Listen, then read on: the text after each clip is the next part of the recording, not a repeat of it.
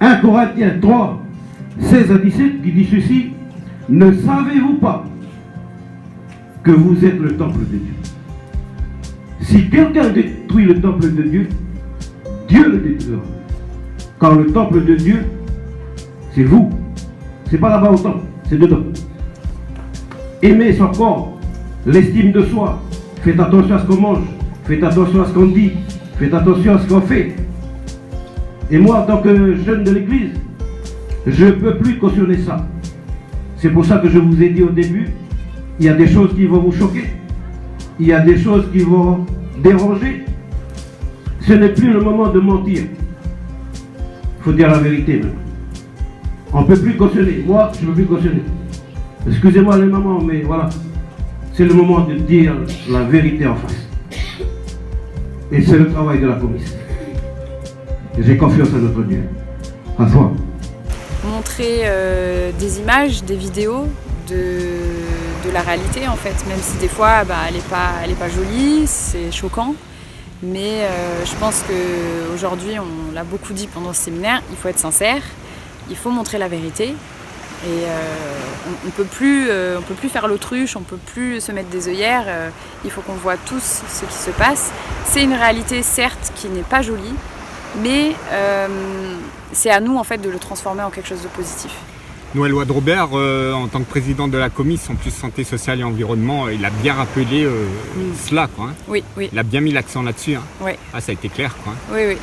Et ça, c'est un message fort et un engagement fort de la COBIS d'avoir le courage en fait de parler de ça et de le rendre public. Notre mot du jour, et c'est une discipline qui anticipe l'effondrement de notre civilisation. Celle que nous connaissons aujourd'hui n'existerait plus d'ici 2030. Une théorie développée par des chercheurs, des intellectuels et même la NASA. Ils observent plusieurs phénomènes, dont la crise climatique ou la répartition des richesses de plus en plus inégale. En France, certains se préparent sérieusement à l'effondrement de notre société. C'est un Dimitri Sikiotakis, Pauline Bensassi, Sonia Nicolas. Au nord de Troyes, dans une petite ville de campagne, Marc fait l'inventaire de ses médicaments. Le peu que j'ai vu, ça m'a mise en colère, ça m'a révoltée, voilà. Et il y a une maman qui a posé la question et que moi j'ai reposé aux mamans à qui la faute. Voilà. On est conscient que nous sommes malades, nous sommes mis à mal, aussi bien dans la santé que dans le social. Mais moi je dis que c'est l'environnement qu'il faut prioriser, replacer l'homme dans son contexte, son environnement d'abord, protéger son environnement, bien regarder son environnement parce que sa vie elle est là. Et en ce moment, on se donne d'aller chercher ce qui vient d'ailleurs. Alors que nous avons nos choses à nous qui vont faire et qui font que on est bien chez nous. Voilà. Mais ce qu'il faut, c'est les apports extérieurs qu'il faut savoir cibler. Ce qui est bon, ce qui n'est pas bon. Et il faudrait de la franchise aussi. Qu'est-ce qu'on nous propose ?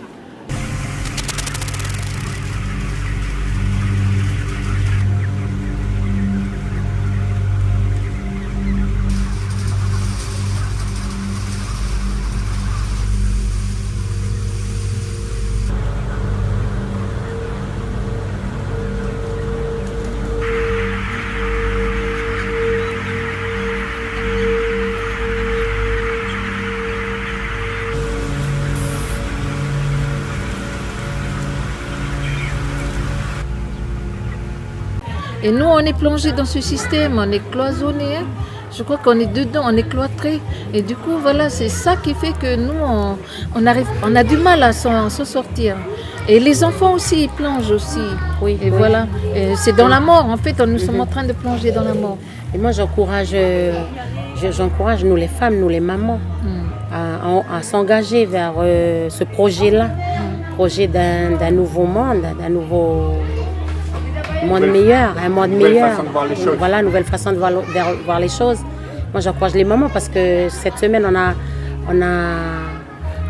a partagé sur les valeurs de la femme, la posture de la femme. La maman, c'est une vie à la maison. Nous, les femmes de l'église de PKNC, on veut la santé ici dans notre pays. De nos jours, certes, on peut prendre conscience et après donc apprendre aussi des nouvelles choses, voire tendre à vouloir mettre en pratique par rapport aux dernières recherches menées dans le développement personnel et collectif depuis ces 20-30 dernières années, où ça a été considérable. Il y a eu beaucoup de gens qui ont étudié le sujet sur ça, sans pour autant que moi j'approuve tout ce que les gens disent, mais je vois qu'il y a un éveil de conscience de plus en plus important par rapport à ça. Donc si ça c'est réellement pris en considération et qu'on fait en sorte que la santé puisse devenir un véritable pilier, ça veut dire que dans la deuxième génération, la future génération, elle pourra mieux les ancrer, et la troisième génération, donc la maîtriser totalement et les enseigner considérablement. Ça veut dire quoi? Que dans 5 générations, si on part sur de long terme, 5 générations, 10 générations, si on acte ça, cette idée de santé comme pilier fondamental, l'être humain de demain, les gens du pays de demain, ils seront beaucoup plus évolués que nous, et donc ils auront plus de facilité à gérer leurs affaires à eux. Imagine-toi qu'on aurait acté un projet comme ça depuis les années 50. Ah, c'est super. Tu vois comment le monde il serait différent aujourd'hui? Parce que l'idée prioritaire, ça serait de cultiver le bonheur intérieur de la personne. Chose que le système n'a pas su, en fait, nous enseigner, je veux dire. Non, mais je pense que tout ça, c'est vrai, hein, parce que je disais, la société de consommation, c'est importé. Et donc, ça doit être le devoir et puis l'obligation de ceux qui ont importé ce système pour éclairer les consciences, éclairer le peuple. Que tout ça, on vous amène ça, mais on avale tout. On avale tout et puis on prend tout de négatif. Et puis au début, voilà, le petit canard, il croyait que c'est des choses qui sont nouvelles, qui sont bonnes, mais on réalise en fait que c'est vraiment voilà, c'est du suicide, on peut dire. Hein.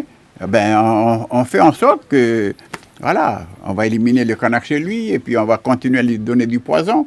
Et puis, voilà, c'est pour ça qu'il tarde à mettre des lois qui seront là pour protéger le peuple. Donc maintenant, il faut réagir comme ça, positif, et puis que ce ne soit pas une association, une église, non, c'est tout le monde. Il faut qu'on soit solidaire dans tout ça. On est dans le même bateau. Dans le même bateau. Dans la même pirogue. Bien sûr. Et tu vois, et donc, si les scientifiques ils s'accordent à dire que c'est plus ou moins 10 ans que le système qu'on connaît à l'heure actuelle est encore durable, ça veut dire que 3GSNC, quoi qu'il arrive, mon souhait, ça serait que lorsque le système s'effondrera, eh bien, on puisse garder le cap 3GSNC, sous réserve d'acceptation de la part de la population. De la population et des institutions, bien entendu. D'où la nécessité de l'envisager à ce que 3GSNC, 3 générations sans NC, puisse devenir un projet gouvernemental.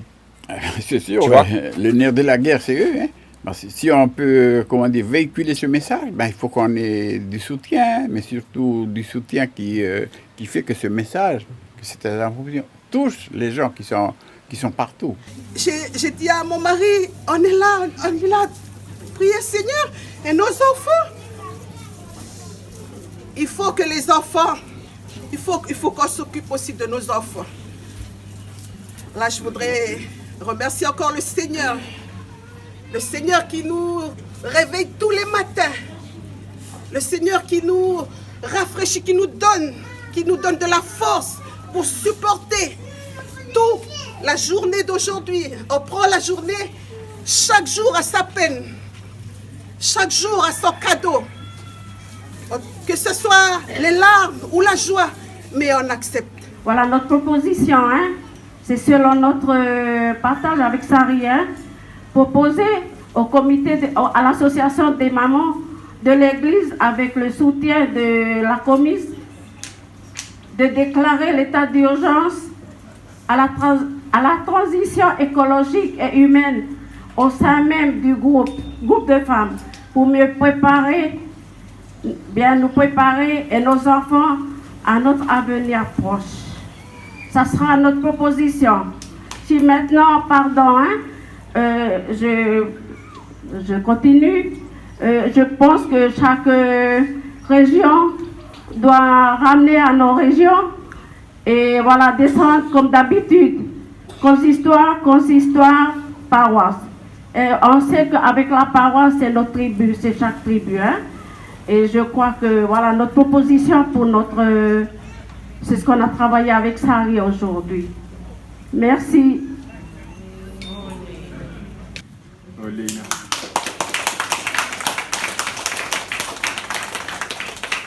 Ouais, donc c'est vrai que le Pépé tout à l'heure, il a bien pleuré. Hein. Il est en fin de vie, il prend beaucoup de médicaments apparemment de ce que j'ai compris. Puis en même temps, il est complètement dépassé par les événements. Il est perdu parce que il pense réellement en fait à ses enfants et petits-enfants et arrière-petits-enfants là. Ils savent pas où est-ce qu'ils vont aller comme ça, quoi. On a été sur le terrain, on a eu du résultat. Là maintenant avec UVA à Gossana, plus de 250 personnes, des femmes plus en particulier. Et puis la semaine prochaine on part à Wainou. Et l'année prochaine il y aura plein de séminaires comme ça sur la transition. On va être mieux sensibilisés, donc mieux éveillés, mieux préparés à entamer ce changement dans les meilleures conditions. Ouais, c'est devenu un projet pays, le projet Big Bang, par rapport à ses débuts. Qui a commencé entre autres à la tribu de Gossana en plus. Avec le projet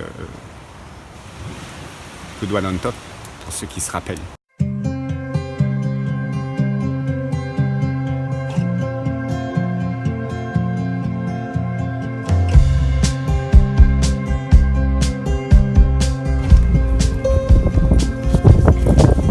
Mission accomplie. Ça y est, maintenant on rentre à Nouméa. Belle semaine passée à Gossana. Oh, énorme. Là, on voyait du lourd. Tous fin contents. Et nous également, donc c'est trop top, quoi. C'est cool. On aurait voulu rester là quand même. Ah ouais, c'est clair. Ah non. On va rester ici à dorénavant à Gossana.